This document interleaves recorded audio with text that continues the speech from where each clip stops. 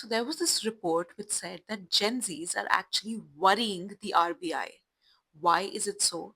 Because of their excessive reliance on the buy now, pay later scheme, use of credit cards, and the burgeoning debt that is actually booming on credit cards because of Gen Zs who have adapted to this mindset of not paying for anything at the moment.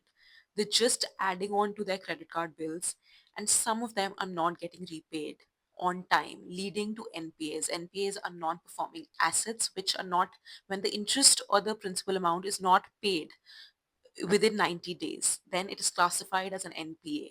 So, because of credit card excessive use, NPAs are rising and Gen Zs are a cause of it.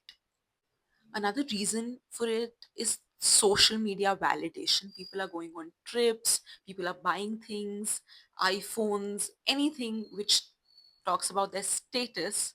They're not actually paying for the lifestyle they're owning because that is going into their credit cards.